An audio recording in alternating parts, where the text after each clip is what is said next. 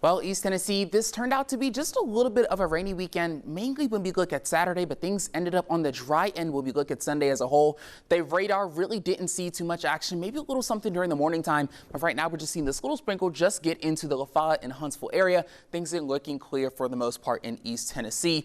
And as you're going through the rest of tonight, we're going to see lows fall down into the 60s. We'll see lows get into some places seeing the lower 60s, maybe a couple in the upper 50s, but overall still another very mild night that we're going to be experiencing. So we do still have the opportunity to see some more of these showers as we get into Monday, but it's mostly going to last during your morning time. So not really too many sprinkles tonight, but we get into the morning. You may see a couple of these showers when you're waking up. So you might need your jackets when you're, taking your dog for that first walk, maybe dropping the kids off at the bus stop, and maybe even going to work as well. But by the time we get to lunch, even as the time you're getting off work, you're not going to need that jacket anymore. We're even going to see that cloud cover start to open up as we get further into the evening as well. But so rainfall, unfortunately, is still not looking very high, only up to 1/4 of an inch, maybe in some places, really looking like the plateau, or some of the people that saw the most of this rain, seeing that a lot of the rain came from the west this time around. But this is not our only chance to see rain as we're getting through this week. We're looking at some rain chances towards the end of the week, but they're still looking pretty spotty.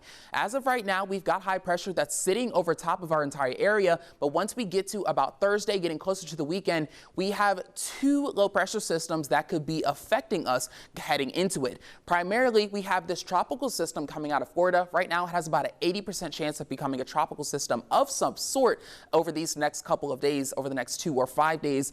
So we're likely going to be getting our rain from this, but our drop in temperatures is going to be coming from this system up here that's going to be coming out of the Midwest, and that's where we're going to see that very strong cold front come out of the area. So we're going to make a little bit of a switch over from energy over to the literal rain that we're going to be seeing. Here's a look at that tropical rain that we get coming out of the south, and behind me you can see this rain coming out of the cold front, but a lot of that rain is actually going to dissipate. As you can see here, the rain that we're going to experience is the rain that's going to be coming out of that tropical system, and Friday is looking like our best chance to see that rain, really looking like the entirety of the day as of right now, but it might not be consistent as per usual like we see in East Tennessee. That cold front is going to continue to push that system out of the way, and then after that we're going to see some clear conditions but some much colder temperatures.